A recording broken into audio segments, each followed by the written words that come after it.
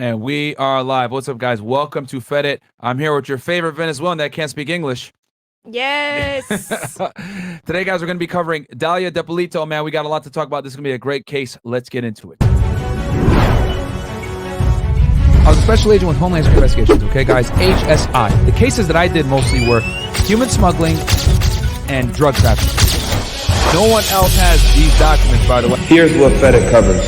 Dr. Lafredo confirmed lacerations due to stepping on glass. Murder You investigations. see him reaching in his jacket. You don't know. And he's positioning. Been on February 13, 2019. You're facing 2 counts of premeditated murder. Racketeering and RICO conspiracies. Young Slime Life, here and after referred to as YSL. The defendants 6'9", and then this is Billy Seiko right here. Now, when they first started, guys, 6'9" ran. I'm a Fed. I'm watching this music video. You know, I'm bobbing my head like, hey, this shit lit. But at the same time, I'm pausing. Oh, wait, who this? Right? Oh, who's that in the back? Firearms and violent crime. AKA Pushaisi violated. You're ordered to stay away from the victim. Rapper Pushaisi arrested after shooting at King of Diamonds, Miami strip club, injured one person. This is the one that's gonna fuck him up because this gun is not traceable. Well, it happened at the gun range. Here's your boy 42 Doug right here on the left. Okay. Sex trafficking and sex crimes. They can effectively link him to paying an underage girl. I'm gonna lock my fifth limit right. And the first bomb went off right here. Suspect 2 set down a backpack at the site of the second explosion. Inspired by Al Qaeda. 2 terrorists and brothers, the Zokar Sarnev and Tamerlan Sarnev. When the cartels ship drugs into the country. As this guy got arrested for espionage, okay, trading secrets with the Russians for monetary compensation. The largest corrupt police bust in New Orleans history. The days of the police are gone. So he was in this bad boy. We're gonna go over his past, the gang ties, so that this all makes sense.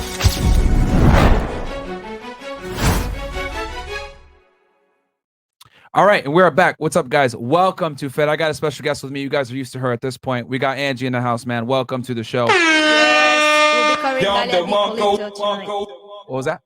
We'll be covering Dalia man. I got you. Dalia Dippolito. Dippolito. She saved me on the last one, so I got you. Don't worry about it. Yeah, guys, we're here for what? The repeat. Yeah, because we did earlier for you guys. We did Jodi Arias. Make sure to go check that one out. Yes. By the time this drops on Thursday, you guys are gonna be watching this on Thursday. That will have been out for a bit, so make sure to check that one out. Also, Courtney Clenny was great, and now we're gonna cover another crazy chick, Dalia Dippolito. This case was huge. Several years ago, guys, back down here in Florida. And yeah, I mean, I guess we'll get right into it because I can show you guys better than I can tell you at this point. This case is wild. All right, man. So let's get right into it. Angie, you got anything before we get into it? Now, just a shout out to our friends GCS, right? Is that the channel? Oh, yes. Thank you so much for reminding me. Yeah, guys, here it is. JCS Criminal Psychology. Make sure to give them a like, subscribe to their channel. Great content over here. I've been reacting to their stuff recently. People really like it because it goes more to the psychology behind the craziness of these individuals, which is really entertaining. Yes, what I love. And quick announcements. Green River Killer. We're gonna work on that for y'all. Yeah, Chris Dorner. Yeah, we just watched a documentary we on just that. yeah we we'll literally watch another ones. Yeah, so actually, you know, let's run through the list real quick for them so they know. We're gonna do Ana Montes for you guys. Cuban Spying. We got that on tap. We got Christopher Dorner. We literally just finished watching a documentary on that one for y'all. We didn't like it though. We're gonna get you guys another one. Another one more interesting, maybe. Yeah, we didn't. I don't think it was entertaining enough for you guys. Like me and her can break it down for y'all, but I don't think it's as entertaining. Yeah, Angie was like, it'll bore your people. She watched this. She's like, it's gonna bore the audience, and I was like, yeah, you're right. What else? Ana Montes, Gary Ridgway, Christopher Dorner. Damn, there's like a bunch of others. The Green River Killer. Yeah, that's Gary Ridgway. That's his name. Yeah, that's his GOV name. Well, I have a whole list, you guys, of cases. There you go. And yeah, I just want you to keep commenting more cases, keep suggesting cases, because I'll be reading all your comments. And also, like this channel and subscribe, please. Yeah, please do. And check her out on Instagram, guys. It's So Angelica or So Angelica. And yeah, she's keeping a list for y'all, man. So don't worry. And she reads all your guys' comments too. So if it's a good case or whatever, she'll write it down and she'll say, hey, the people want to see this. And if it's enough of you guys write about it, she's definitely gonna write it down and we'll cover it for y'all. But anyway, without further ado, guys, we're gonna do the curious case of Dalia Dippolito. Man, this one is absolutely wild. I remember watching this last week with Angie, and I was like, yo, we need to do this one. We need to do this one. This is one's crazy. actually really entertaining. This You guys is are gonna really like this. crazy. So, all right, without further ado, let's get into it, guys.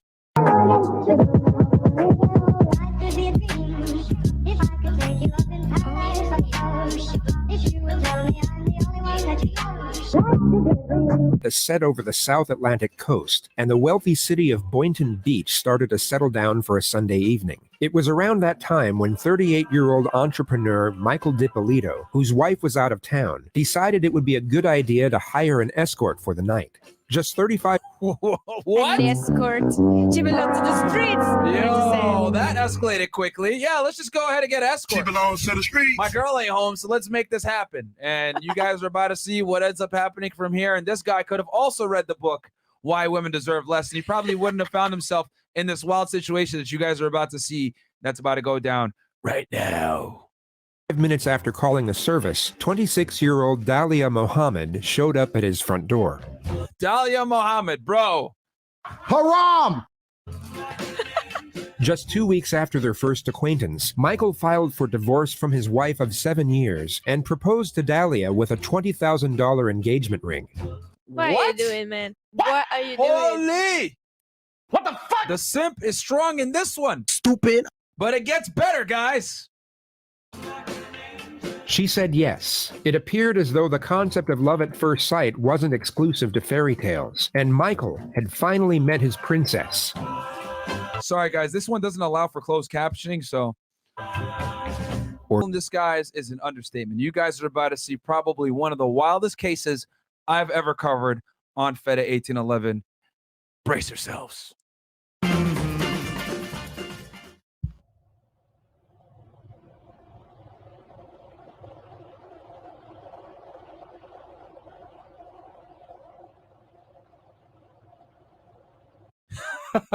So here we got a hidden camera with an undercover cop posing as a hitman. And just so y'all know, your boy Myron has definitely done one of these cases before, hitman for hire type cases, where I also had an undercover come in and talk to a crook about doing a hit. Hey, we're staying in Paris. All right, yeah. Okay. I'm talking some stuff out the way. All right. I'm going to tell you how I'm going to do it and what exactly is going to be done. Right? And if you got recommendations, you know what you want, what you know about him. Dude, is he your husband or something? Boyfriend? Your husband? How many of them married? No, for real, because the thing is, after I talked to you today, this phone, garbage. You won't be able to get a hold of it. I just want to make sure that, it's what you want. Sure you want to kill this dude. Do we really have to? All right. Oh, she's smart. She don't want to say nothing. And guys, mind you, this is only 6 months after getting married. Holy. Yo, L-wife, chat, L-wife. I'd rather be as less, whatever with you.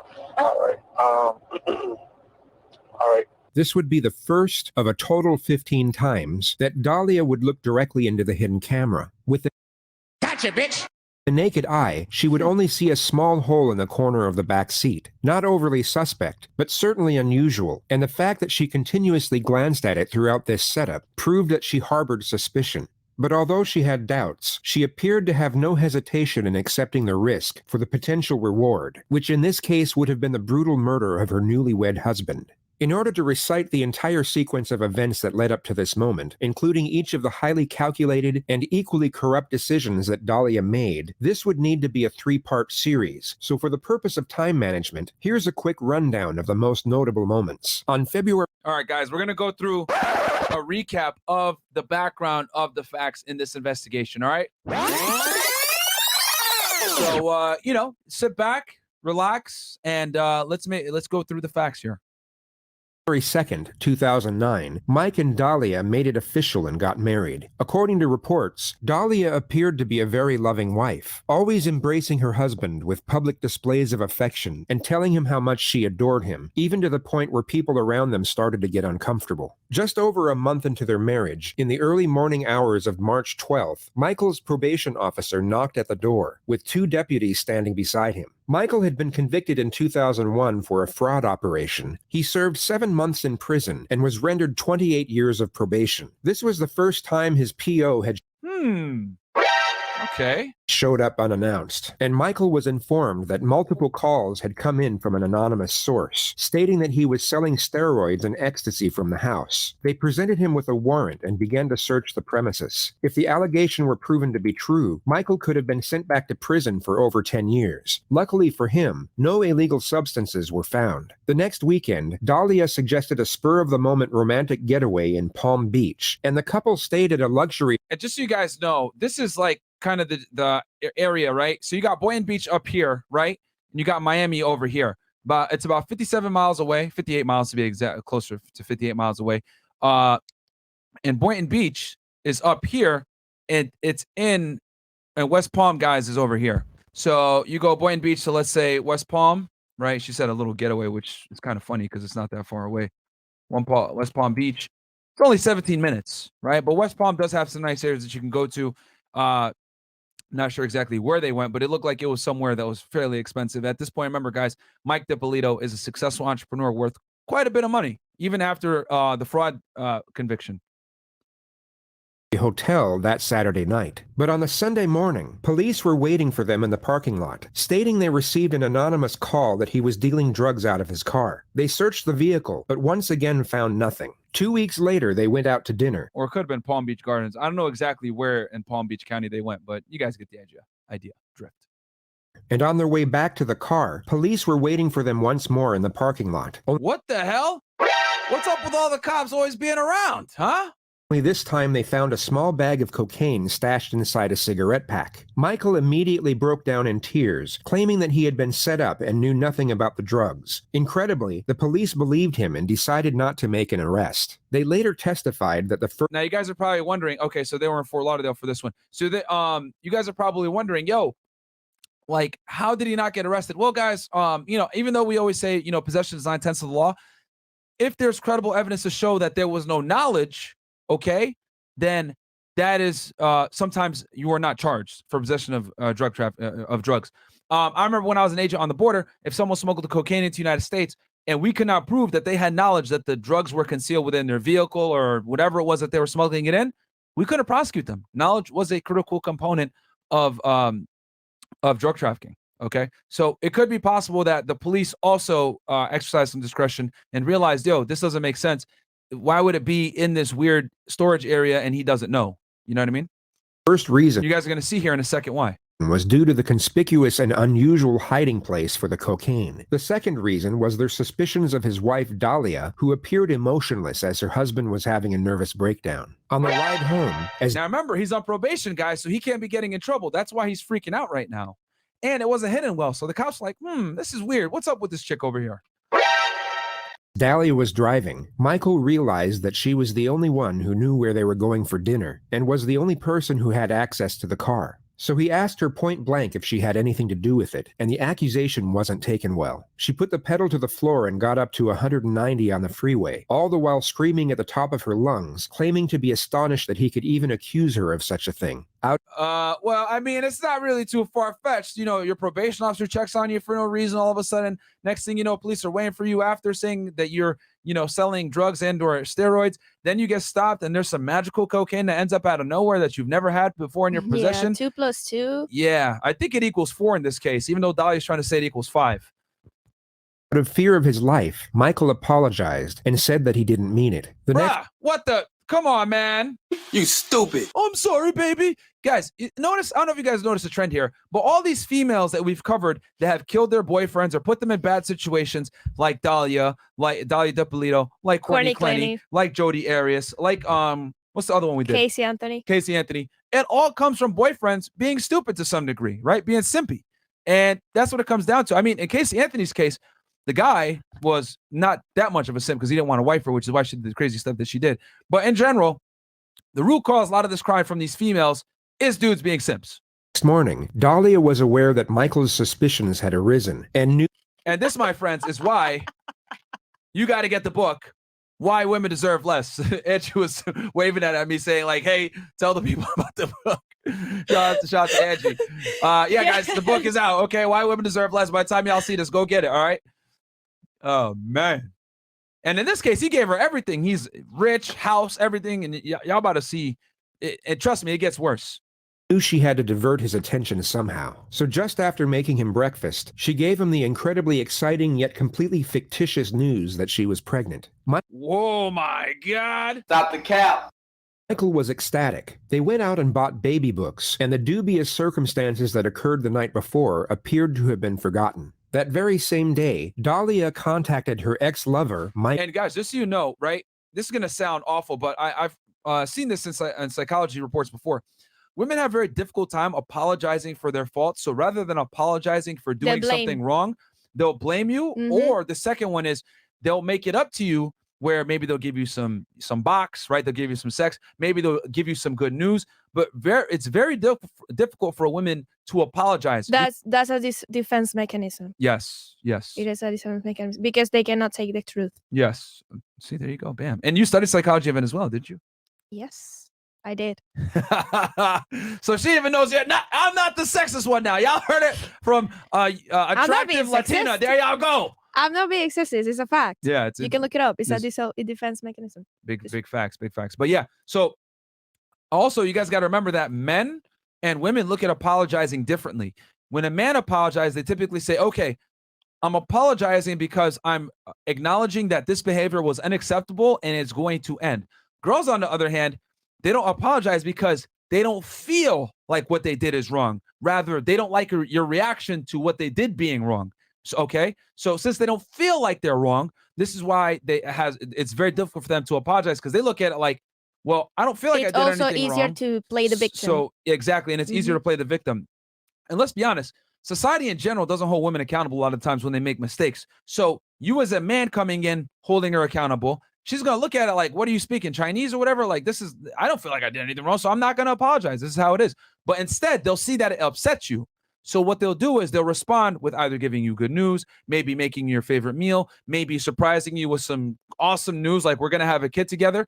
This is how women apologize a lot of times, covertly. Like I've said before, women communicate covertly whilst men communicate overtly. And in this case, she's covertly communicating to him, hey, I feel sorry about yesterday, even though what I did was absolutely terrible. But rather than apologize, I'm going to go ahead and give you some of the best news of your life, even though it's false, by the way, that we're going to have a kid. So there you guys go. Female Psychology 101, which is exactly why you guys got to get the book, Why Women Deserve Less. Well, let's keep going. All right. Mike Stanley, a guy she had already used for money and dumped on 3 separate occasions beforehand. So she hits up one of her simps and says, I need help. Yet managed to reel him back in with a single text. Wow. Baby. After reuniting. Wait, hold on. What did I say? Baby, I miss you so much. I want to fuck. Text.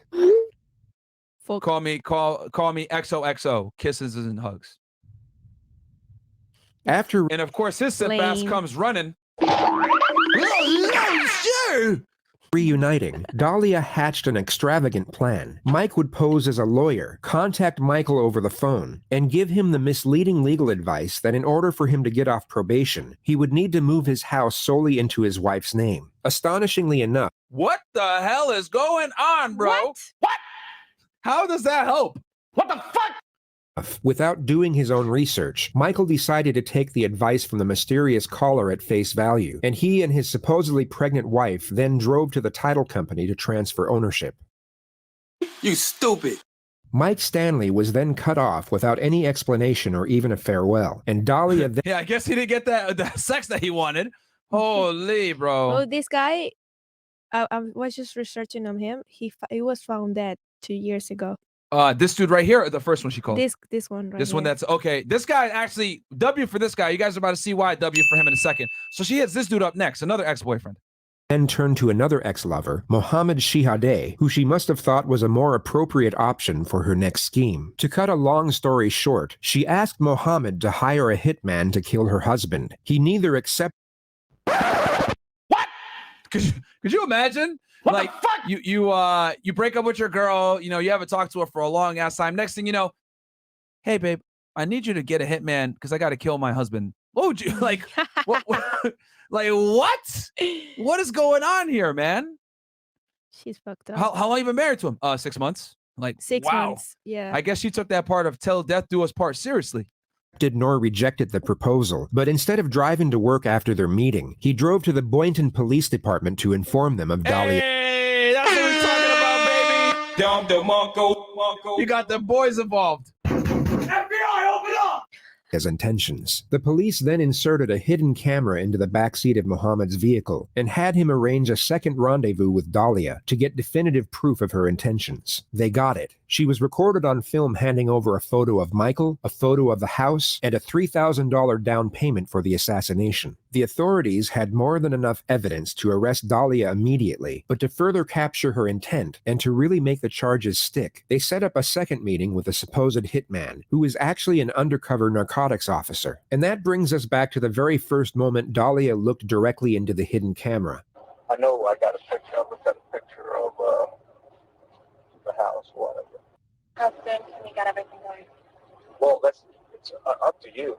I mean, I need it done like this week, but like my understanding of everything was that like, you know, I was gonna give you what I gave you, and then that was.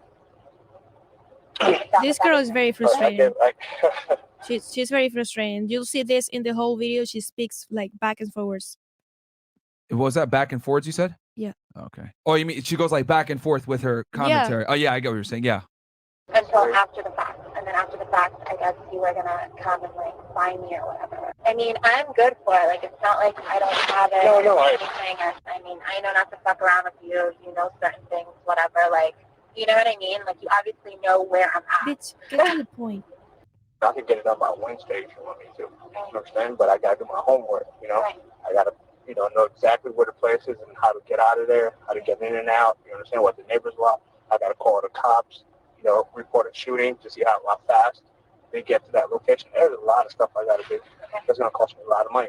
So if we go ahead and we do it, like, at the house, like, how soon could you? Now I ain't gonna lie, a little bit of critique for the undercover here because I've done these operations before. A little bit too much talking from him at his end. Telling the person who's paying for the crime a bit too much because, to be honest with y'all, a lot of times when you're hiring a hitman, they don't want to know. The less they know, the better. So him saying all these things kind of is a moot point.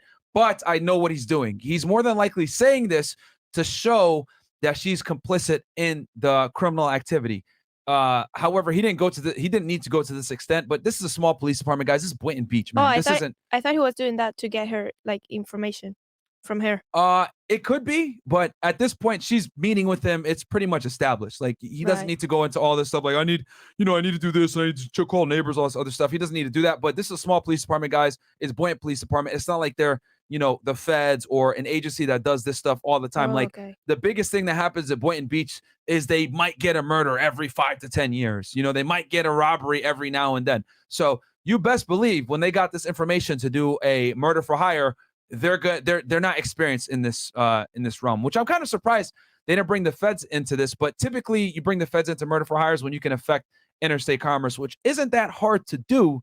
But the state probably want to do this for themselves because this is a sexy case. Hitman for hire is always gonna get prosecutors' attention. I could do it. Well, he could have been a little bit smoother with this, but this is a smaller police department. They don't do sophisticated cases like this normally, more than likely. Morning. It's gonna be like I break into the house. Didn't think he was gonna be home because everybody works in the daytime. Right. I'm gonna think he's at work. When he's not at work, then he gets 2 in the head. That's it. I take a couple things with me, break a couple windows, make it look like a robbery that went bad. It's all over. I'm gone out of there. We're just gonna be asking you questions, although they know it's gonna be obvious what it is, and they already know. But even though this might not be the best for in an undercover capacity, from an evidentiary standpoint, this is fantastic because, as you guys can see, he's saying what he's going to do, right, to accomplish the crime, conceal the crime, and get away with the crime. And she's nodding and acknowledging all of it and accepting that this is what's more than likely going to happen. So she can't refute later on, which you guys are going to see, that she had intimate knowledge of what was actually going to be perpetrated against her husband. But, they're going to ask questions, because that's how they got to do it. But I don't know how well you handle pressure. You understand? I don't know, because I don't want... No, I'm not going to, I'm a lot tougher than what I look. I know you Now, this is a good thing that he asked from the hitman, making sure that she ain't going to snitch on him. Now, this makes a lot of sense and is a fantastic I guess, line to weave into the undercover operation. Yo, are you going to snitch? Can you handle pressure, etc.? Because they're going to come to you first. Oh, what a cute little girl, whatever. You know, but I'm not. You are. You're extremely beautiful. Thank you, but you know, What? I just need to make sure everything's going to take care of. Awkward. Between now and when it's done, you know, you have to have an option to change your mind. Even if you change your mind, I'm talking to There's no changing. No, there's no, like, I'm determined already. I'm positive. I'm determined already. I'm positive, like 5,000% sure. Holy man. You triggered my trap card! It's like 5,000% sure, like, around 6:30, 7 o'clock, he always walks the dog in the morning. He walks the dog across, like, over where the lake is, and our door is always unlocked. I'll be in the house by 6:30 Wednesday morning. 6 o'clock. All right. Okay. All right. Thank you so much, and I guess You'll hear from me. I'll hear from you. All right. All right. Thanks a lot. Okay. Bye. Dalia got out of the car and drove away, believing her husband would be murdered just 2 days later. She followed orders and went to the gym at 5:43 a.m. on Wednesday morning. Police then knocked on the door and she about to get fit while her husband get hit. Oh, Lord. gave Michael the unfortunate news of So the police show up. his wife's intentions before driving him to the police station. Dalia was called back to the house. So imagine this. You marry this girl. You get her from being broke to being a winner. You move her into your home. You sign away the home to her. You guys are happily married, at least to your knowledge. And the next thing you know, cops show at your house. You're freaking out because you think that they're going to bust you for drugs for like the 20th time because unbeknownst to you, your girl's been calling the police on you trying to get you set up. But then they tell you, hey, sir, come with us, please. And you're probably like, what's going on?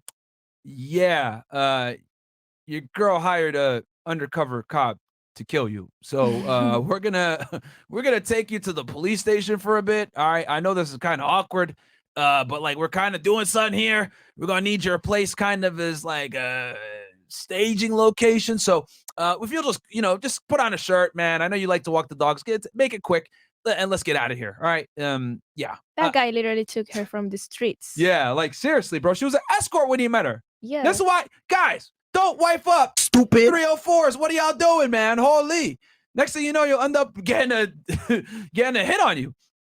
So anyway, can you imagine? Yeah, they take him to the police station and they're like, yeah, bro, we're gonna have your wife try to get you killed. Like, dude, I don't even know how I'd respond. And you guys are gonna see a really funny phone call between the two of them later on. Me and Angie were going nuts watching this. Yeah. By a sergeant 1 hour later. Everything about the crime scene was fake, except for the news camera, which captured the entire incident. Guys, get the popcorn. Get the popcorn for you, what you're about to witness right now. So she shows up, and the police call her, and look what she does, all right? And obviously, the police are in on it. And this is fantastic work by the police from an acting standpoint. This is great. Sergeant Ramsey, I'm the one that called you. Thank you for coming. I'm sorry to call you. Listen, we had a report of a disturbance at your house, and there were shots fired. Is your husband Michael? Okay, I'm sorry to tell you, man. He's been killed. He's been killed, man. I'm sorry. Listen, Mid-sentence, he's been killed. No! Try to calm down. Listen, right now, we need to get you to the station. We need to get you to our police station. I can't let you stay, man. We have to do our job. If you want us to find this killer, okay, we need you to calm down.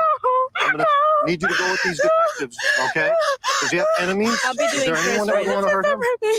Okay, who would want to hurt him? Yeah. Witnesses said they saw a black male running from you. I can't let you see him, ma'am. Ma'am, I cannot do that. This acting is absolutely crazy. And guess what, guys? The show goes on. There's more. All right? There's more. Right now, ma'am, I can't do it. Detective Yopi, I need you to take her to the station. I can't. Ma'am, go with these detectives. If you want to help your husband, okay? If you want to help your husband, you need to go to the station with these gentlemen and tell us everything you know about who he knows, who he's connected to. Don't worry, we've already taken care of your dogs with animal control for right now. Everything's under control. And we'll take care of everything else, okay? Thank you, guys. Protocol that we have to do with this, with your wife. We got to advise you of your rights, so you know, okay? So now they got her, okay, in the interrogation room, but they're interviewing her as a witness, quote unquote, and they're going to read her rights, which actually was a very smart ploy from the detectives to get this out in front, because they know deep down that they're going to arrest her, and she's not technically like kind of free to go. So they're getting the Miranda out of the way now and getting a clean story from her that more than likely they'll know she's going to lie about. So they're locking her into a statement without her even knowing it yet. If you don't understand any of them, you just tell me, and I'll stop and repeat. And first of all, let me just tell you, I'm sorry for your loss. I just want to see my husband, please. All right. I love my husband. We really love you, too. No, you don't want to see him. I just want to see him. Believe me, you don't. Could you listen, please? This is something, because we're going to videotape, that I need you to sign also. It gives us the right to videotape it. You want to read that? I don't want to be videotaped. Oh, now I don't want to be videotaped. Oh, no shit, Sherlock. Okay, I wonder why. Well, you're being videotaped. That's all part of it.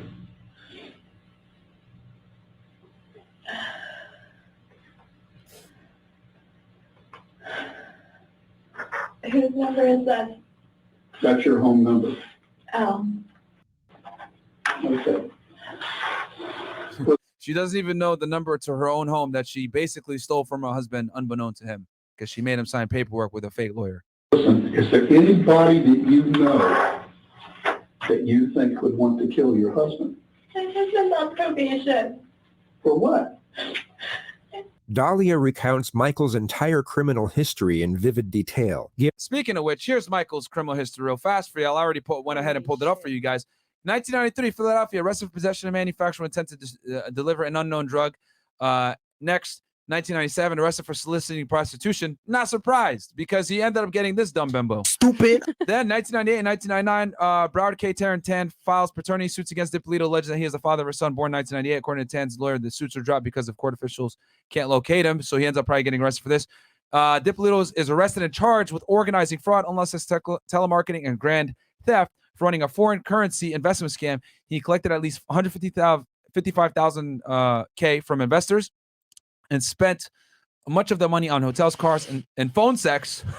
Yo, this dude. Really? He pleads guilty and is sentenced to 2 years in state prison, 28 years of probation, and must pay restitution to his victims. Then August 5th, 2009, Boynton Beach, Dippolito's wife, Dalia, is arrested for soliciting to commit murder. Police allege that she hired a hitman, blah, blah, blah, and we're going to get into that there as well. But as y'all can see, this is what jammed him up, which had him 28 years on probation, which tells me he more than likely cooperated and got a lighter sentence. But that explains why he was so terrified of going back to jail, because he was already on thin ice from before. Gives multiple reasons as to why someone would want him dead, and even names a potential suspect, who in reality had nothing to do with the situation, and was only a former business associate. People weren't happy that he was getting off probation because it's a lot But if she could deflect, better for her, right? of money he's got to pay back. Well, when you say people, who are you talking about? People that were involved with him before, or A little bit of And you could tell, look at how quickly she's answering the questions, how aware she is. Like, she knew with the hitman, she needed to come up with a story right away once he got killed to be like, these are people that more than likely want him dead. So this is 100% rehearsed. everything. This was supposed to be something, when he got off probation, it was supposed to be between us. And he went and he told, friends of his, he told, certain people, and everyone kind of talks, and he's constantly running into a lot of the guys that he was on probation with. Like a couple of days ago, we ran into someone, and that was a target. I mean, and the guy comes up to us, and he's like with organized crime. It seems like a lot of the guys from Boca are starting to move up here, and we're constantly running into, any. And just so y'all know, Boca is right here, because we got a lot of people that aren't necessarily from Florida. Boca is a little bit further south on Interstate 95. Interstate 95, guys. Oh shit, Boca Raton? Yeah. For all my people that aren't, Americans, Interstate 95 is one of the longest highways in the United States. It starts, it ends here in Miami, but it actually starts all the way, up here in the Northeast. It goes all the way up here to Maine, to Holton, Maine. It takes you pretty much to the Canadian border, And this highway, Interstate 95, well, number one, I'm very familiar with it because I went through it my entire life, especially to come down here south, moving from Connecticut. But it goes through all the major states. It goes through Massachusetts, Connecticut, New York, Maryland, Virginia, North Carolina, South Carolina, etc. And it gets you a straight shot down to Miami and hits a bunch of different major cities on the way, to include New York, Philadelphia, New Haven, Connecticut. It takes you through Providence, Rhode Island, up and then up north into further in New England. I mean, a lot of the guys that he knows and things like that. So it was a lot of money. It was $191,000 that he had to pay back. So I know certain names, you know what I mean, and I know certain families, they were on the news, like the guys that all just went away. What nationality are you? Spanish? My mom's from Peru and my dad's from Egypt. Wow. Yeah. Haram! And in that case, since she's from her family's from Egypt and her last name is Muhammad, Abdul, get the rocks. Allahu Akbar! Because this is super haram what she's doing. Haram! I want to tell you everything, the whole, so that Please you do. guys kind of know Yeah, what's going on. I did. I want to know. So that's what happened with that. So he didn't know how to tell everybody what was going on with everything. I don't know if you know, he was shot. He was shot twice. And I want you to know all this. Do you know this? Did they tell you out there? Not exactly. I mean, they told me he was shot. When I was at the gym, I got a phone call. I didn't hear my phone. And they said shot 2 times because why? They know that the undercover told her that he was going to shoot him twice in the head and end it. And they want to see how she reacts. Phone rang and I called back and No emotion, of course, because she knew it was coming. they told me just to please come if something happened at my house. Yeah. He would, evidently, your husband answered the door. And they took him back upstairs. And in the We bedroom. have cameras, though. Why would he answer the door? I don't Like, know. he doesn't answer for anybody he doesn't know. I have And no- I mean, the only person, like his probation officer. So at this point, she's confused, guys, because she knows her husband wouldn't open the door. So I would argue that at this point in the interview, this is probably where she starts to go, Yeah. this is weird. He never answers the door. I spoke to the undercover. He said he was going to break in. Why is this detective saying that he opened the front door and got killed? That doesn't make sense.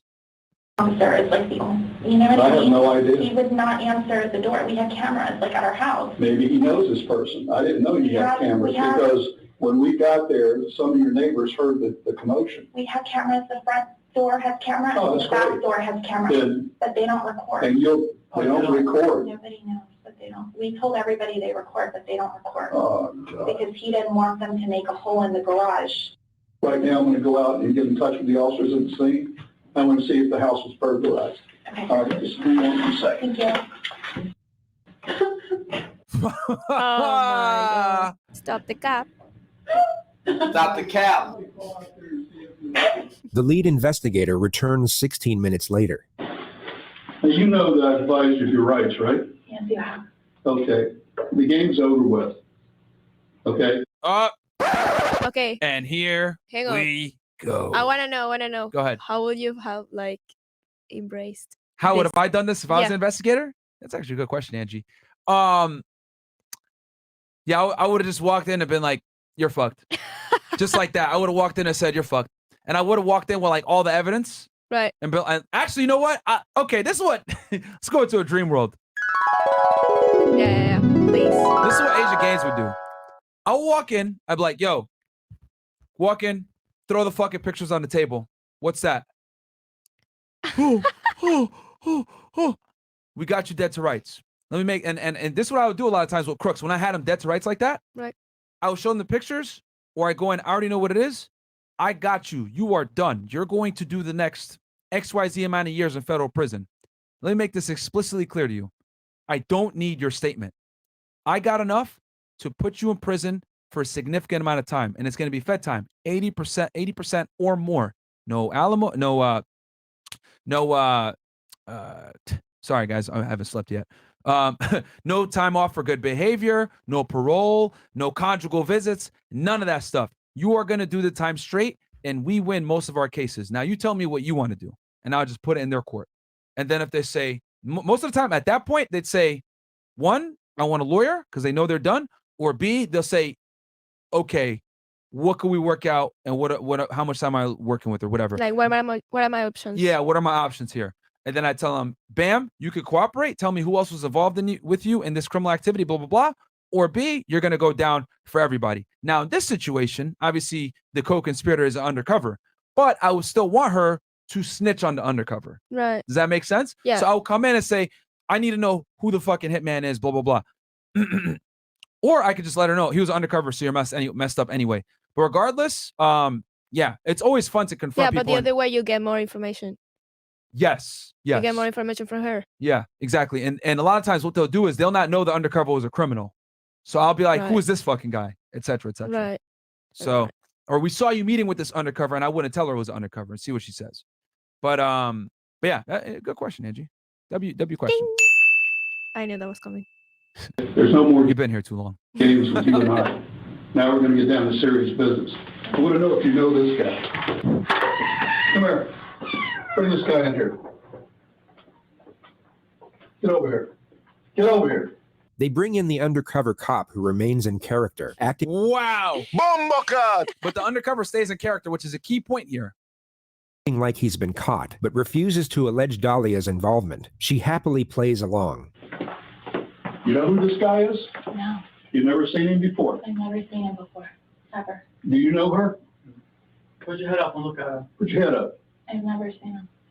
What were you doing coming out of her house? Get him out of here. W acting from the Boyant Police Department.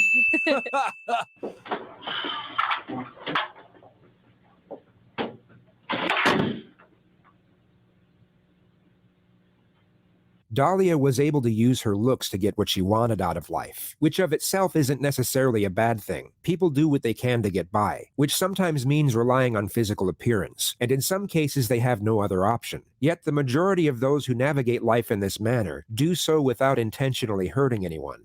Dalia went out of her way to not only hurt, but to literally slaughter the person whom she had tricked into falling in love with her, and for no other reason than monetary gain. She hadn't come from a broken home, nor was she a battered wife. There were no mitigating circumstances whatsoever, only the cold-blooded pursuit to get what she wanted, how she wanted, impartial to the suffering she would cause as a result. In the next moments, her karmic debt will have finally caught up, and for perhaps the first time in her adult life, neither sex appeal nor her fabricated charm will be enough to save her from the consequences of her actions. You're going to jail today for solicitation of murder. You're under arrest. That's an undercover police officer. Oh boy. You triggered my trap card! Undercover hitman. Gotcha, bitch. Oh, Gotcha, shit, bitch. man. Everything that you did. Recorded everything that you did. You're going to jail for solicitation of first-degree murder of your husband. I didn't do anything. Did you hear what I just told you? I heard what you said. I didn't do anything. I didn't Everything, listen to me. Everything has been recorded. You were photographed in the convertible when you sat in his car in the front of CVS. What do you want to do? What do you want to And this is why I like the strategy I told y'all before, where I would come in with the pictures and just show them to her and tell her the gig is up. Because, you know, saying one thing is one instance, but seeing it is believing. And even for a delusional criminal like this, sometimes you got to really let them know you got them dead to rights. And pictures, irrefutable. do here? I didn't do Dalia? anything. Listen to I me. didn't do anything. You're going I to didn't jail. do anything. Please, I didn't There is do the anything. mechanism of Tell defense. me you didn't Holy. do anything. I didn't do anything. You're going to jail today. As soon as I'm done, they're going to come in here and handcuff you and take you to the Palm Beach County Jail, book you for solicitation of first-degree murder on your husband. Your husband is well and alive. Thank God. Oh, yeah, thank God. Can I see him? No, he doesn't want to see you. What if someone wanted to see him? He doesn't want to see you. Please. You doesn't better wanna damn see right you. he'll want to see you. What you're playing, listen to me. I want you to. This is probably one of the greatest I got you moments I think I've ever witnessed. What would you say? Yeah, totally. That we've covered? I think this is probably literally one of the best I got you moments I've ever seen in my life. Yeah. To quit your acting and get this over with. I'm not. Yes, you are. I'm not. Okay, you know what? You need a real good attorney. You need a real good attorney because I used to say that shit to them too. I got you dead to rights. You better get the best attorney ever because we got you, man. we're going to show them the film where you say you're 5,000% sure you want him dead. You think I made that up? You think I made that up? It's exactly what's going to happen. I'm talking with you. When I leave this room, no other officer will ever talk to you again. Next time we see you is when you're in trial. You can make it right here, or you're going to trial and you're going to do life in prison. You want to cooperate with us, whatever you want to do. It's over and done once I walk out. I'm not coming back in to talk to you. And no one else is here. What do you want to do before I leave here? Because the next officer comes. All right, so this is a kind of a critical pivot moment here. All right, the officer is obviously playing his poker face. Here, going to handcuff you and take you to the jail. See my husband, please. No, he doesn't want to see you. He doesn't want to see you. I'm leaving now. Can I have an officer come in here and cuff the person? I don't know what's going on, please. She's playing the victim. You go ahead and Yep. arrest report. Solicitation first degree murder. What's happening, please? Can you stand up? Stand up, please.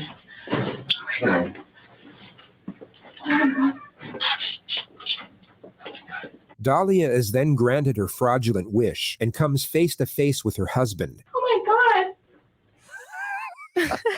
Oh my God.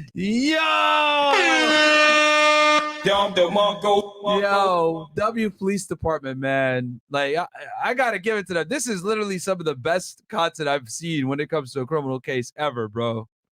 Here's alive. Come here, So please. y'all can't see, but there's a door right here, and he's standing in the doorway looking in, and she's looking at him. Y'all can't see it on camera, but he's just standing there with, like, I think 1 or 2 officers, because he's probably enraged at this point. Let's see how she addresses the very man that she plotted on killing. Please, come here. Mike, come here. Come here, please. Come here. Now, you guys are probably wondering, why does she keep insisting on saying, come here, versus just talking to him? The reason why, guys, is she wants to still assert some level of control and feel like she's in frame, okay? As you guys can tell from this relationship, she controlled the frame 1,000%. Her saying, come here, is her last dire resort to trying to claim frame in a situation where she no longer has control, right? And she's hoping there's some semblance of the man that she was able to manipulate for the past 6, 7, 8 months that they've been together and married. So this is why she's bringing her voice, come here, talking to him in that loving voice, whatever, because that's the same very voice that she used to manipulate him to get the house under her name, to hire the hitman, to create this aura of I'm innocent, when in reality she was on some demon time. So she's trying it right now, one last ditch effort. Can't fix it. Why not? I didn't do anything I to heard you. you. Mike, come here, please.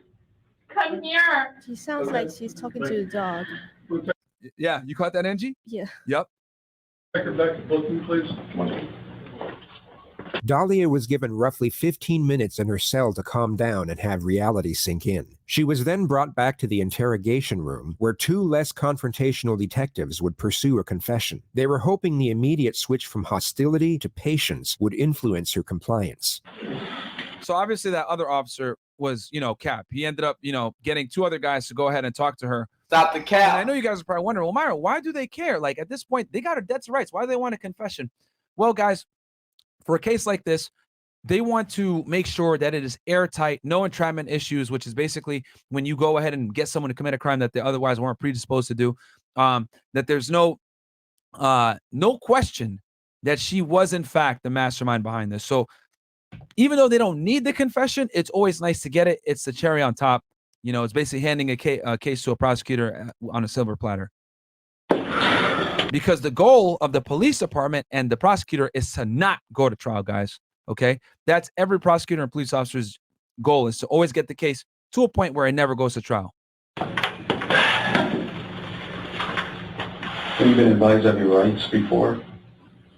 That is, your Miranda rights? Now, you guys can notice the stark difference in detective demeanor. These guys come in a lot more chill, a lot more relaxed. They're more professionally dressed, etc.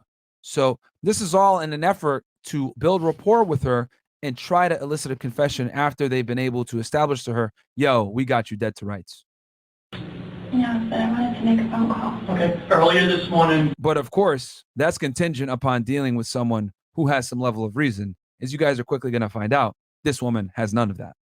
Sergeant Sheridan read you your rights from that card, right? And you understood your Miranda rights, your Fifth Amendment rights? Yeah, but I wanted to make a phone call. Okay, so Okay, if you guys can see, this is her once again trying to establish frame and dominance in the interaction. She knows everything has been taken from her, so her saying, I need a phone call, is her merely trying to grasp at straws of some type of semblance of control, which she has been used to enjoying with her former partner. phone call, we will let you do that later. Not right now, though. But while I'm still here, Yeah, later on we will. Okay? The other reason too, guys, is because if she wanted a lawyer, let's say she wanted the phone to talk to a lawyer, she could have just told these guys, I want a lawyer and be done with it. But she doesn't say that. So it's very obvious she doesn't care about the phone for a lawyer. She just wants to exert control. And you guys are going to see here why in a second when we get to the phone call part. And guys, brace yourselves. It is quite frankly one of the most clown world interactions I've ever listened to. We want to, Did you understand your rights or you didn't understand them? I wasn't really paying attention when he was Okay. just said yes to everything. Okay, what I'll do is I'll go ahead and read them again, okay? And if you have any questions, just go ahead and ask me and I'll explain them to you, okay? okay, you understand your Fifth Amendment rights now? All of them? Yeah. Okay.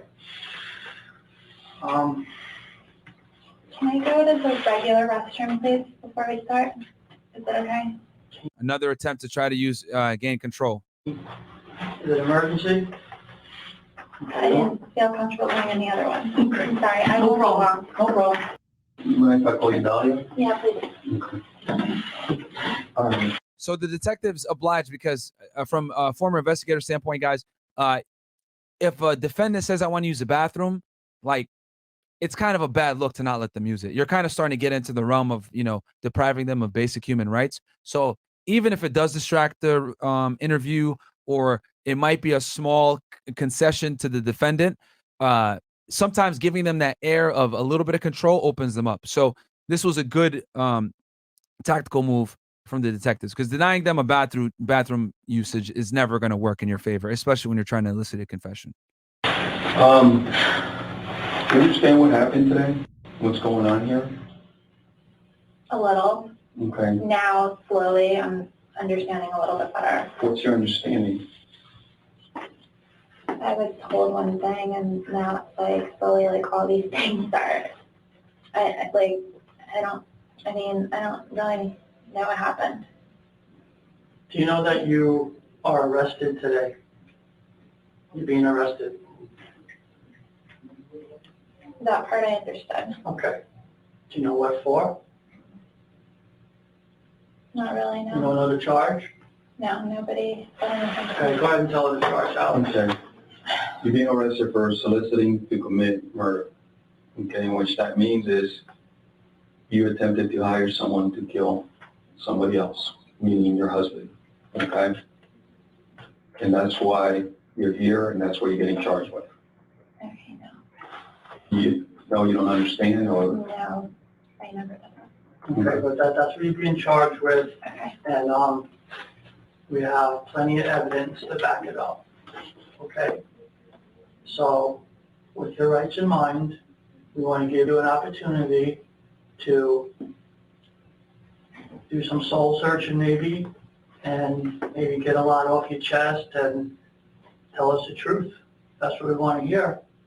The evidence against her was overwhelming, hence the lack of interrogation techniques being initiated. The detectives feel that this is an open and shut case, and whether the suspect chooses to confess at this moment or not, they believe the eventual outcome will be the same. I mean, Exactly. At this point, they don't even need a confession, guys. But it's just a formality. this has been worked for a couple of days now. It's not just the first day we're doing this, reference to this case. And we have a lot of information to support our charge. It's just not a quick little thing. So, we don't know when you're lying to us and all that. We just want to hear the truth. I mean, it's done. It's over with now, and this is your opportunity to tell us the truth. That's all we want to hear. And we know the truth. So, I know it's hard to commit to that, but now's your time, You have anything to say about this? I'm going to talk to my husband. Like, what? You want to talk to the guy that you tried to kill? This proves, guys, that this woman has zero respect for her man and thinks I can still manipulate him even at this point. It shows the blatant disregard and respect for her man. She literally thinks she can still get through to him at this point, to the point where her hubris is blinding her to not realize she shouldn't be asking to talk to her husband. She should be asking to talk to an attorney. Stupid. Okay, well, you can't talk to your husband. He's not here right now. You let him go home. He's taking care of the house and the dogs, so. The good thing about this whole thing is that nobody got killed. The tragedy was prevented today. You could look at it that way, you know? That's simple. A big tragedy, I mean, someone's life, so. Everything's on tape, Dalia. There's no denying it. You know? Everything's on tape, and it's not a bluff, so. You gotta understand this, okay? Dalia, listen to me for a second, He didn't okay? do anything. Listen to me for a second, okay? This is not our first day, okay? It's definitely not our second day, all right? This is an ongoing investigation, all right? Not only do we have your videotape, we have every conversation that you've had leading to this point, all right? So for you to sit here and deny that you haven't done anything, it's not gonna help. Every little thing that you've done since this started, we've been involved in it. Do you understand that? I mean, I'm just telling you the truth. That's the truth. Just want to go home. Well, unfortunately, you're not going home, okay? You're looking at some serious charges here. This woman is a child. Do you understand? Facts. And I've noticed this trend with all the women we've covered, Angie, where Yeah. all They're of them, spoiled as fuck. yeah, are like super Yeah. entitled and refuse to acknowledge and or take accountability for their actions. At least with men, a lot of times, you know, they confess and they say, you know what, I fucked up. It is what it is. Bro, none of these chicks have taken accountability. Like, none of them that we've covered. Yeah, actually, like, men, You noticed they'll that? be like confrontational, like Daniel Prince, Yeah. or they'll be like a matter that is like, yeah, I did it, Yep. whatever, or like, I don't know. We'll Well, help with Amada, it. he didn't admit it either. He didn't admit it, but he Yeah. was like, you know, he was helping. He will actually say the truth about what happened and all that To some stuff. degree. Yeah, but these girls are like, when they lie, it's like delusional. I was thinking about Chris Watts as well. Yeah, he confessed. He confessed. Yeah. But not one of these females have confessed. You know what I mean? It's like, yeah, it's crazy. Understand that you made the attempt to hire somebody to kill your husband. That's how serious this is. Okay, you can sit here and shake your head and deny it, but I'm gonna tell you right now, all right, when the jury and the judge sees that videotape of you having this conversation, making a deal, all right, that's how far you went, all right? It wasn't it. It's not about denying it. It wasn't me. I didn't do anything, because the video, the audio, it's not gonna lie. To be honest, now that I think about it, I can't think of any female crooks that we've covered that have taken accountability for their crime. The only person I could think of was a serial killer, Aileen Warhouse, and she only did that to save her Ooh, we lesbian should girlfriend. do that case. Yeah, Somebody we'll do that one asked for too. it. The first female serial killer, Aileen Warhouse, is what I think that was her In the first name. US, yes. She had a bunch of different aliases, but she's the only one I could think of off the top of my mind that actually admitted to her criminal activity, but she only did it because her lesbian girlfriend said, please come clean so I don't Yes. get caught up in this. Unbeknown to her, the police were recording that phone call between her lesbian, lover Partner. and her, Right. and she was cooperating with them. But had it not been for her feeling guilty for getting her girlfriend in trouble, she would never confess either.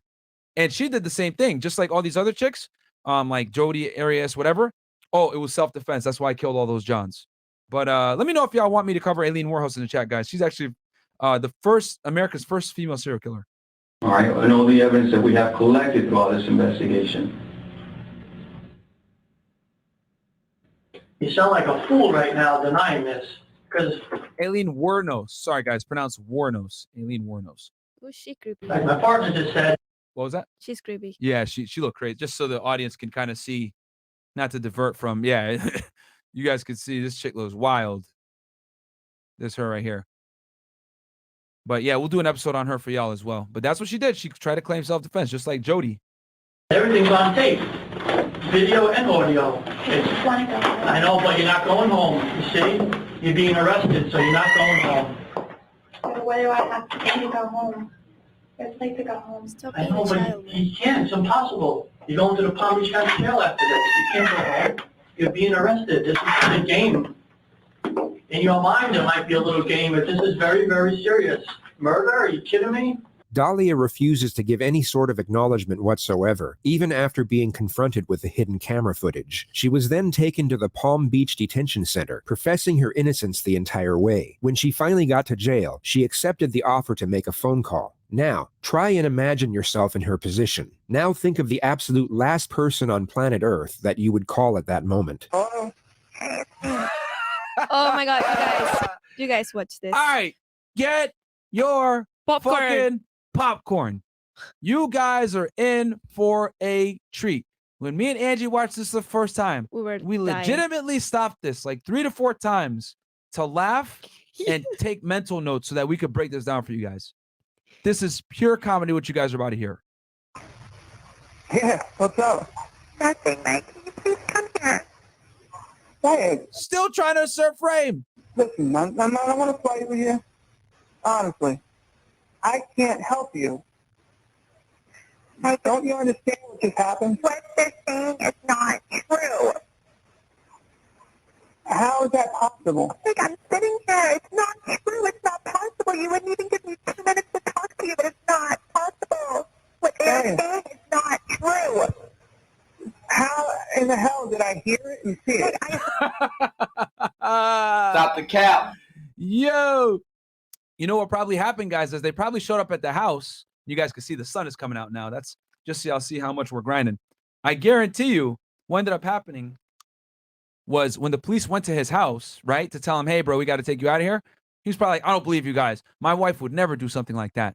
And they probably had the footage on hand and showed it to him. And he was like, damn. So he heard and saw it. Let's see how she responds to that. Because she's banking on him not having seen anything. Heard what you heard. It's not true. Look, I heard what you heard. It's not true. What? You saying on 5,000% I want this done is not true? Stupid. I heard what you heard and I saw what you saw. Everything they showed you, they showed me. And how is it not? How are you telling me that? I It's am not giving you my word that it's not true. What do you, Dad, I couldn't help you if I wanted to. Like, please, I need an attorney. Can you please help me? Oh, now we know why she's really hitting him. He has the Yep. money to get an attorney. Not true. Your brother was here and I spoke to him and he's going to go talk to your mom. I called them for you already, right? Look at how nice this guy is. He's still going out of Yeah, his way to man. let the family know and notifying them what's going on. If anything, I'm shocked he's even been on the phone with her this long. He has every right to Exactly. like Hung up. hang up, hate this woman from the bottom. Like, this is one of the rare instances where like hating a woman is actually kind of justified, bro. And here he is, man. Like, even though he's a simp. What? What are the excuses? There are no excuses. Yeah, like, bro, I mean, he is simp, but like, I guess I gotta commend him for being nice, but this is what happens when you're a nice guy. Wives plot your death and take your house from you. This is not true. I understand you too. Like, how do you explain what I saw and heard? Like, I am limited on my phone call. You know more than anybody. It's not true. Just give me time so I can talk to you. What did it say? I saw it. I heard it. I saw what you saw and I heard what you heard. Okay, what the you said you wanted to have me killed. I heard that. That's not true. That is not How is it not true? How can you believe that? I heard your voice. How can you believe it? What isn't the point? I heard you say it. It's not. I heard what you heard and it's not. What did I hear then? I heard you say I heard the tape. Okay, I heard the tape and I saw pictures and I saw the whole 9 yards. I saw all of it. So why would you meet a guy in a parking lot? The nerve. Explain that. I'm sitting here on the phone. I will tell you when I see you in person. Please. I can't come there anyway. I'm not allowed there. That's not true. Who said that? They tell you that on purpose. That's not true. I don't know what you could tell me. Even if, let's pretend I said, oh, it's all better. I can't, they're charging your ass. Don't you get it? I didn't do anything. Please. I don't know what to say to you. I can't help you. What do you mean? It's out of my hands. You're not even trying. What am I supposed to do? You're supposed to get me an attorney, please, so I can talk to you.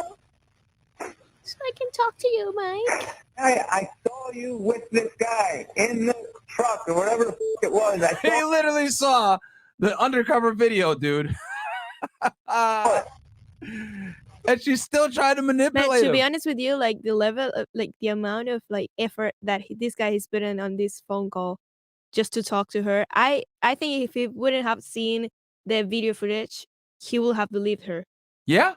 Yeah. for sure. Good point. I think so too. Like, I legitimately think at this point, like, if he didn't see the footage, he probably would help her.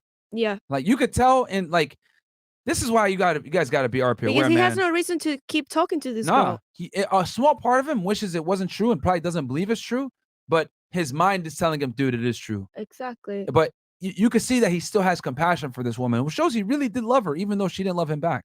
It's Yeah. actually pretty sad to see. And this phone call embodies his love for her, but her disdain and disrespect for him. I heard your voice clearly. What? I don't understand. Did not say that. You can hear his voice break a little bit after he said, I could hear your voice clearly. Meaning this really hurt him. Yeah. Period. So how did they get your voice on that tape recorder? Like, I'm limited with my time, please. You gotta be kidding me, man. Dalia, I heard you say that shit. Like, Okay? I'm telling you right now. Now he's waking up. Okay? You can't fix it. How are you going to tell me that you didn't say it, you didn't do it? When I saw you say it and I saw you do it. Do you have any idea how I was when they told me what supposedly happened to you, how I got and how I was and how everything? This is manipulation right here. Yup. What's manipulation 101? Yep. Incredible. Can you meet me in person so I can talk to you? No. Why? Why should I? Because you know me. I never, ever, ever, ever, ever in my wildest dreams ever want that for you, ever. Well, you said it, Dalia. You No, I hired a did guy. not. No, I did not say anything. Period. I didn't say anything. I don't know how you're going to actually have the nerve to sit here and lie to me now. Me nerve. I can't help you even if I wanted to. Do you get it? Why don't you want to? He's still in denial a little bit, but it's starting to slowly sink in. It's out of my f***ing You're hands. not even trying. It's different if you're trying. You're not even trying. What could I possibly do for you? I don't get it. What could I do? You're not even trying. You're not even trying? This fucking The audacity of this woman, bro. Bombocat! another slap for this Trying girl. what? I'm sitting here like You'll slap her too? Yeah, definitely. What is that? I think you're 4 for 4 when it comes to wanting to smack these chicks. a dumbass. Okay, they're getting ready to like take me again. Dalia, I'm going to give you some advice, and you need to listen. You're going to be ran around in there for a little while, a couple days. He's been in prison before. He knows what time it is. You need to just try and relax and just go with it. And keep to yourself and don't say a lot. Like, I love you. Don't do this to me. There we go. You know everybody treated me awful, sir. I didn't do anything to you. You know me. Everyone here seems awful to me. I can't help you. This, my friends, is the definition of not taking accountability. There's nothing I can do to help you. Know what I'll do? You know what I'll do for you? Seriously? What? You sign my house back over to me. I'll help you, Mom, immensely. Let's go! Let's go! Finally, he grew a pair. Y'all just witnessed this guy go from boy to man, from simp to pimp. Let's fucking go. Another one. Yo. Give me my house back. That's it. That's it, what? I'll have the papers sent over to you somehow. You'll sign them over to me, and then I will help your mother. Okay? I'm not signing anything. Oh, she Fuck just you, showed then. her real colors. Of course not. Man, this girl. What happened to all that crying and sobbing? And I love you, Mike. Please help me. What happened to all that? What happened? Let's see how her demeanor changed as soon as he said, yo, I need that house back. She was like, oh, wait, hold on. What? Acting over. No, I'm not giving it back. I know you wouldn't sign anything. I knew that wasn't going to happen, so I can't help you. You triggered my trap card! Oh, man. Jail 304 thought that was your former wife. Holy. Then that's what you're thinking about. I'm sitting here rotting and you're thinking about... Now you tried having me killed. I just offered to help you. Dude, now you tried to have me killed. And again, you have the balls to say no to me. You just basically said F you to me, which is hilarious considering your situation and considering what the F just happened today. Hey, finally you fight back, baby. That's what I'm talking about. I remember watching this the first time. We were literally cheering him on. We were like, yeah, yes. Fuck that bitch, man. Yes. All right. The dog getting fingerprinted now.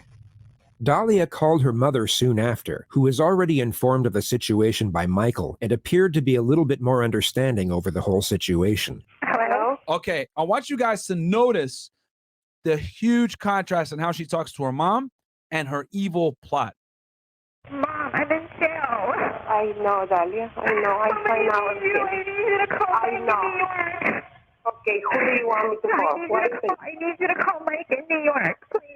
I called already and I called everybody. If I'm not mistaken, I think that was the guy that played lawyer the first time that started this whole BS and was the one that was able to get Dippolito, the husband Mike, to sign over the home to her. You know, what is it you want me to do? Where are you exactly? But she thinks it's Mike down here in Florida. So you can see the disconnect with the mom. See, the mom doesn't even really know about her 304 activities because she's assuming Mike from down there. But her mom is like, oh, I don't believe it that my girl's an escort.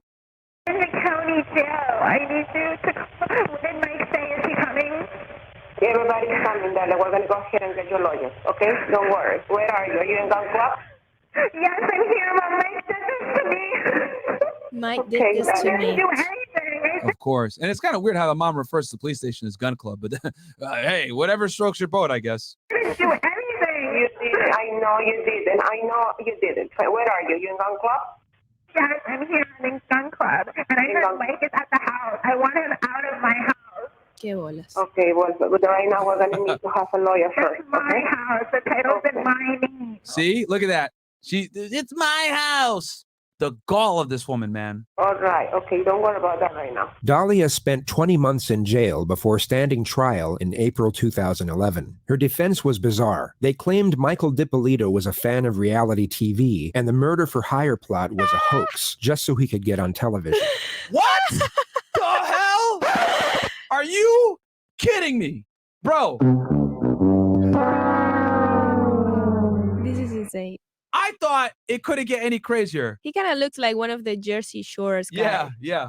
Which I guess in 2009, and here's the other thing too. Let me let the audience know this. So back at this time, guys, reality television was huge in 2009. I know you young boys might be looking at it like, what? That's far-fetched. Yeah, the Kardashians, but Jersey Shore. All the reality TV shows that you guys have like learned, come to learn and love, especially people from like my generation, a little bit younger, Jersey Shore, The Real World, Paris Hiltons, the Paris Hiltons. Like this was the era of cable television reality shows. MTV all there. Exactly. So she tried to go ahead and spin it that this was a reality show. Dude, the creativity when it comes to making a lie that ridiculous. Bombocat! I'm just having fun with it. Come on, I'm with you. You having fun with me? Let me ask you something. Is this fun, Mr. Dippolito? And this is them on trial, and that's him referring to it now at the courtroom. This sucks. Okay. People are laughing. This sucks. No. Was it fun when you went to record? Horrible. Okay. So, you got to give it to him for having some humor given the situation. Yeah. Is there anything funny about this proceeding at all, Mr. Dippolito? The questions you're asking me, some of them, yeah. You don't like them, do you? It's ridiculous. We're not here because of me. I might as well, you might as well put me up next. I mean, what are we doing here? The verdict came a month later on May 13th. The jury needed just 3 hours of deliberation. Verdict, we the jury. Just 3 hours. That should tell you how strong her defense was. Find as follows. As to count one, we find the defendant guilty of solicitation to commit first-degree murder. If you find the defendant guilty, do you find that there's a firearm included in the solicitation? Yes. And you and I have spoken previously about you wanting to share some comments. So she gets found guilty, and now they take her to sentencing. And at the sentencing hearing, guys, is where they decide how much time she's going to get. And you guys are about to see her mom right now beg for some type of mercy. With the court, as the judge considers the appropriate sentence in this case? Yes, I do. I have no words to explain why this unfortunate event happened. And I am... Angie, what do you think? You think her mom knew that she was an escort? Man, she's like Courtney Clean's dad, that he didn't know that she was like an OnlyFans model. Yeah. No, she probably knew. Yeah, I think she might have like had an inkling she was involved in some stuff like that. But I don't know if she like full on found out that she like that's what she really did. Wow. But yeah, I mean, at the end of the day, a mother's love is probably some of the most this is the so closest to helpless. unconditional love ever. So of course she's gonna, you know, Yeah. try to get mercy for her daughter, no matter how crazy the crime is. Sorry that it did. She went to the same school I as don't- Casey Anthony's parents. Wait, who? This lady. Are you serious? No, I'm kidding. But like I'm saying, like they might be like okay, you meant like school as in like okay, they're like same school of thought. Okay. Yeah, guys, English is their second language. Don't make fun of her too much. Support what it happened. But I know that you have the power in deciding what happens to the next phase of Dalia's life, in showing mercy. In life, we make mistakes. Sometimes we will deserve a second chance. Dalia's not dangerous. Your Honor, I'm asking you, I'm begging you, please, to have some mercy to her. Nope.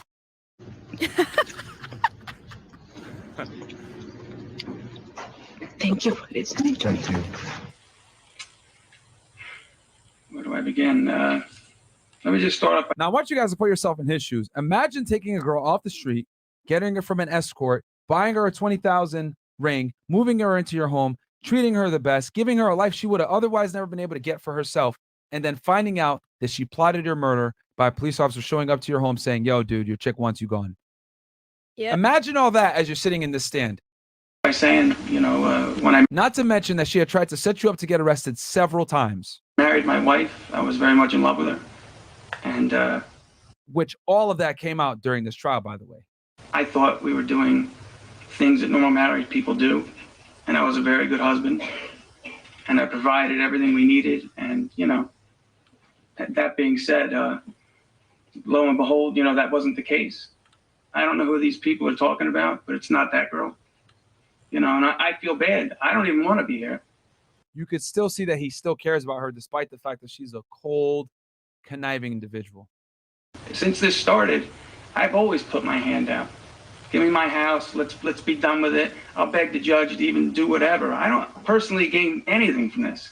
You know, the difference between me and I guess what's going on here,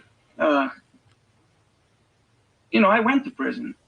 You know how I got there? I said I did it. Yeah. Another one. This is kind of a really interesting dynamic where you guys are seeing a male taking a charge on the chin while a female refusing to acknowledge responsibility. You know, now, am I saying that all guy criminals are noble and, you know, admit to it? No, of course not. There's a bunch of them that lie. But what I am saying is if you took 100 female criminals and then 100 male criminals, I'm willing to bet you'd have more confessions from the men than that of the women. Yeah, I did it. Let's get this over with and handle it. You know, that hasn't happened here. I mean, this girl doesn't feel sorry for anything. She still doesn't think she did anything. And on top of that, she tried to say that you were running a reality television show. Believe me, I don't want to get up here and be nasty, but the reality is I sit and listen to this. Even today, we're talking about it. Yeah, holy. I don't think have you seen a worse defense than, I think this is by far the worst defense. You think? That we were filming a reality television show? Yeah, this is hilarious. I think this is the most far-fetched one. Jodi Arias' one was terrible too, but this one was probably the most creative. Retrial? Retrial for what? I mean, what is it we're doing? Who didn't understand what happened here? They still don't want to admit anything happened. Nothing bad happened. It's all good. Let's just all go home and it's fine. I'm not okay. You know, my father died. I was supposed to have been able to travel to see him. I didn't get to see my dad. You know, my dad's dead. And, you know, that was part of my plan. Get off probation, go see my family, spend time with my father. If she would have owned it like a normal... Remember, guys, he had a probation in Florida, so it limited him being able to travel outside of the state. So that's where this pain and anguish comes from. Person and would have owned up to something, I would respect that. But instead, when I get to court, I hear that I want a reality television show. As soon as we walk out here, you know that. And if anything, guys, this case probably forced him to stay in Florida even more so because he was on probation. This bitch wanted to be a Kardashian. Yeah, she wanted to be a Kardashian so bad, like, and you can see the frustration. Like, what? Really? A reality television show just because I'm Italian? Do I look like Pauly D from fucking Jersey Shore? Like, what's going on here? Do I look like Ronnie? All right, you guys don't know who I'm talking about. Google Jersey Shore, and y'all know exactly what I'm going to talk about, man. As a matter of fact, let me help you guys out. This is so funny that you knew the name. Yeah, I used to watch that joint, man. Wow, let me show y'all real quick. From all the people, I didn't think Myron would know the name. Yeah, I used to watch that joint all the time. That was great. This was this guy. I'm telling you, it's the same. Yo, tell me that's not the same guy, bro. I thought the same thing. Hold on, look, hold on. Mike Dippolito. Bruh. Yo, are you kidding me? Yo, what? It's a shenanigan. Same dude. Yo, man, what the hell? What? What the fuck? And remember, guys, like I said before, I really want to hammer this home. Back in 2009, this show was all the rage. So even though in 2023, this excuse sounds ridiculous, it was even funnier to say back then. They do actually look alike, though, man. Oh, man. Filing for an appeal. You know why? Because they think everybody in this room is stupid. That's why. Because we're all stupid, and they're smarter than us.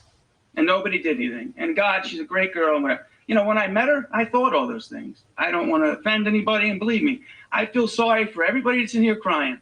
But you know what? I got to feel sorry for myself. Nobody's helping me. My mother had a nervous breakdown. I'm like, I'm going to have a nervous breakdown. You know, I just don't know how I'm feeling some days. And it's just not fair. Like I said, and I mean this from my heart, I wish we weren't here. I wish she would have did anything but what she did. The jury's found you. All right, guys. Yes. What you're about to witness This is hilarious. is probably one of the most satisfying moments I've ever witnessed in a true crime Myron documentary. was flipping when we saw this. I'm going to just play the video, and I am not going to stop it one time. All I want you guys to do is sit back and enjoy what you're about to hear. This is quite literally the epiphany of justice is going to be served. Guilty, Ms. Dippolito, of solicitation to commit first-degree murder. So my task is to figure out what an appropriate sentence would be. This is the judge, by the way. I know I said I wouldn't stop, but this is my last stop. This is the judge, by the way, reading her sentence. I want to distinguish that for anybody that might be listening to this podcast on audio only and can't see what's going on. This is the judge reading her sentencing. This is better than ASMR. Yeah. This is him reading the sentencing and why he came to this decision. Sit back and enjoy. Be somewhere between 48 months and 30 years in the Department of Corrections. How do I rehabilitate you from what you have done?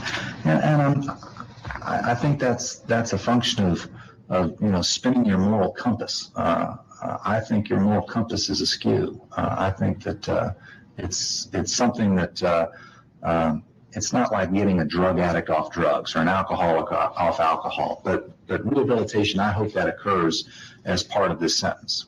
A big variable, and the one that's most conspicuous, is punishment.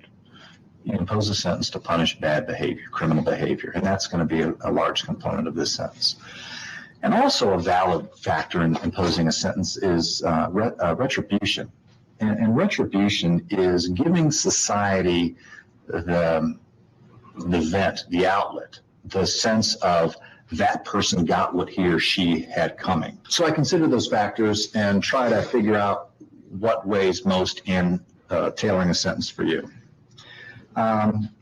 And it has to do with the facts of the case, and it has to do with who you are and what you were thinking. And here's the way I see it. I think that a lot of it is what were your motivations? What were you doing? What were you thinking when that was going on? And I just come to the most obvious conclusion that you were motivated by greed, by avarice. There's no evidence that you were being beaten and you were defending yourself, that you were a battered wife, that you were an alcoholic, that you were the victim of child abuse, that you were somehow acting in defense of yourself, even under a misguided notion. There's none of that here.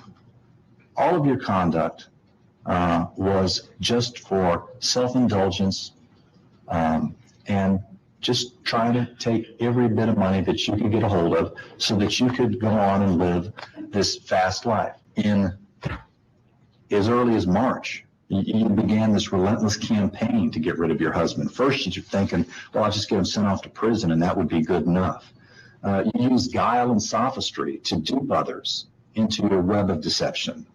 You were the puppet master that was pulling all the strings. You weren't acting at the direction of somebody else. You weren't under the influence of somebody else. You were the one calling the shots. And you were engaged in a course of conduct, not over some momentary lapse of good judgment. This wasn't like, I ran a red light, I shouldn't have done that. Or, oh, what was I thinking? I had the gun in my hand and I shot it because I was angry. It was weeks and months that you continued with these different schemes to try to rid yourself of your husband that was just something out of a novel. And it was horrible to watch it unfold as the trial testimony came out. It was pure evil. After those attempts to have your husband taken out of the picture by way of sending him back to prison for a long period of time, and when you learned that it wasn't good enough to have the house in your name, that if you wanted to sell the house, you were still going to need his signature, I think that's when it started to turn to even more sinister behavior. Mr. Salnick indicates that, being remorseful or saying I'm sorry really doesn't mean anything. And I disagree. I think even today, Mr. Dippolito, still your husband, I think that I'm sorry, it's my fault, I did it, would have gone a long way. Not only for his healing, but it would have perhaps suited your own purpose. But I haven't heard anything. I haven't heard an ounce of remorse. The opposite of that. When confronted with the obvious facts, the most powerful testimony as to who you are is when you were in the police station and your husband walked by and looked in and you were begging him, tell him this is all wrong, tell him this is all wrong. And then later on the telephone, you were saying, he was confronting you with the evidence. I saw the tapes. I saw the videotape of you trying to have me killed. And you just cold-bloodedly said to him, I saw what you saw, and I'm telling you that's not true. And it was astonishing, the cold-blooded denial you got her on the that ropes you're now. willing to go to try to avoid the obvious. You have a certain facet of who you are with your mom, your sister, your brother, and they see the good in you, as siblings and parents should. But who you are when no one's looking, other than a camera in a police car, is quite different. And I think that peers deeply into your soul and speaks volumes of the way you were presenting this. And it was quite chilling to witness that. I'm literally on the edge of my based upon those factors, then, Ms. Dippolito, I'll accept the verdict of the jury. I'll find you guilty. Guys, I literally feel like I'm watching a porno right now. Hallelujah. John, do you have like a Yeah, and I'm just ready for the money shot. No way. That's what I feel like is going on right now. This is literally better than a porno. I'm just waiting for the judge to shoot this money shot on this fucking 304, guys. This is literally awesome. Okay? I'll adjudicate you guilty, and I'm sentencing you to 20 years in the Department of Corrections. Let's go! You know what time it is! I remember watching this on the edge of my seat, bro. This is literally better than Brazzers, man. lit. But wait, there's more. Dalia's first encounter with retribution was a big one, yet it didn't last long. The sentence was thrown out on a technicality 1 month later, and she was able to remain under house arrest for 6 years awaiting her next trial. Now, you guys are probably like, what the hell is going on right now? Like, dude, are you serious? Did we just get our victory snatched from us that quickly? Stay tuned. Second trial began in 2016. Dalia Dippolito takes the stand with an unusual defense. Dalia says it was all part of a plan she hatched with her then husband, Michael Dippolito, and former lover, Mohammed Shahadi, to get famous. Her now ex. Oh, the guy that went to the police? Yeah, all right. Husband, Mike Dippolito, says he couldn't wait to see what she'd say in court. Let me know when she's going. I'll be sitting in the back with popcorn. I'd love to see this. In an exclusive pretrial interview with 2020 this past December, Dippolito said she's just misunderstood. Who is Dalia Dippolito? Understanding, sweet, and compassionate. Manipulative, conniving. I got more than 3. Malicious. Baited, enticed, and entrapped. Her attorney, Brian Clay. Oh, this guy's a piece of work. You guys are about to see right now. Yeah. He might be more delusional than her. Pool says Dalia is the innocent victim of a fame-hungry police department. What the police department did is they found out she's an attractive woman. In their minds, they're like ching, ching, ching. This is a perfect skit. There's no question about it that the Boynton Beach Police Department was dead set on manufacturing a crime here. How damaging are these tapes to your client? They are damaging because people have formed opinions. Our job in the second trial is to provide the proper context for the jury to see that this is not really what it looks like. Claypool claims she only kept up the act because Mohammed threatened her with a gun. You mean what the fuck? The dude that she contacted and said, I need my husband killed, that put the police in touch with the undercover? That guy put a gun to you? Yeah, okay. He threatened to hurt me and to hurt my family. Did you believe he would? Absolutely, yes. So she was threatened to act out a hoax on a videotape? I mean, do you understand how ridiculous that sounds to a lot of people watching? Thank you, journalists, for saying what we're all thinking. W journalists. Like Clown World. Watching this? Yeah, that's not ridiculous. You've got a 6'2", 230-pound man with a gun. Saying you will do this Absolutely. YouTube hoax or else? Right. 5,000% sure, not 100% sure, not 1,000%. Remember, she said that on tape. 5,000% sure that I want him gone. 100% sure, but 5,000% sure. How do you explain that? I look at that video and I see somebody who's struggling with whether she's really sure. She's struggling? And when I watch this video, I see an incompetent lawyer struggling to get their words out. Incredible. What? Why? Well, even the journalist can't keep it. She's even laughing. Like, bro, I thought I was delusional as a girl. You're even more delusional than me. How is she struggling if she's 5,000% sure? Well, you might find that humorous, but when I hear people say they're sure. No, we all do. And so does my soundboard. I'm 110% sure. Why didn't she just tell police her version of what happened? I've asked her that question too. Oh, yeah, everybody. Hey, Sergeant, this was just a YouTube thing we were putting together. She was in a state of shock. I couldn't react. I just completely froze. I wanted to get out of there and I felt just paralyzed. The tape was a show. It was a tape. That was the purpose of it. You were acting in those tapes. Yes. But how are you acting in those tapes when you didn't know it was an undercover operation? Exactly. And then on top of that, when you were in the undercover car, you looked at the camera several times to try to evade detection because you were suspicious that they were the police. So which one is it? See, you guys can see here how her logic is completely flawed. You're telling the truth now. Yes. Why should we believe you? Because it's what happened. It's the truth. State of Florida. What? If it's what happened, it's the truth? No, it's what really happened. Not what you hope happened or what you think happened. It's what really happened. Incredible. Now, second trial. Here's the verdict, guys. Get your fucking popcorn ready.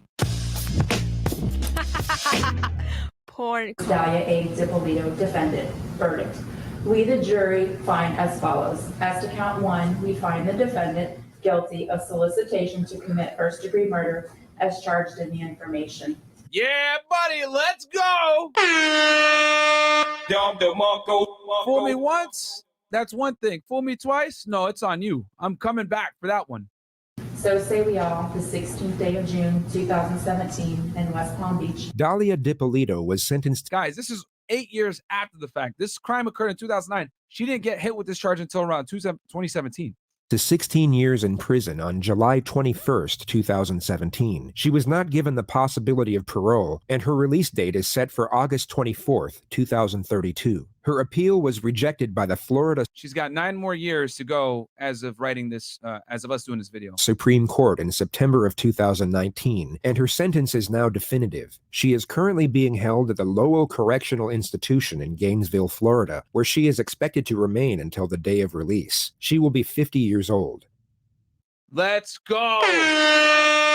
Her best years are gone, and she deserved it, man. Wow. Woo, that was crazy. Hope you guys enjoyed that one. The sun is up, as you guys can see. That was crazy. The only difference is that she actually didn't kill her husband. Exactly. Yeah. She just didn't get away with it. I would have got away with it too if it She weren't just for wanted your... to pay somebody to do it for her. Crazy. I would have got away with it too if it weren't for you meddling feds or police. But nah, guys, she got caught. Great story. Hope you guys enjoyed that one, man. Sun's up. We're gonna go sleep. We're dead. But I'll catch you guys on the next episode of Fed It. Make sure to get the book, Why Women Deserve Less, of course, out now by the time you see this. And love you guys. Peace.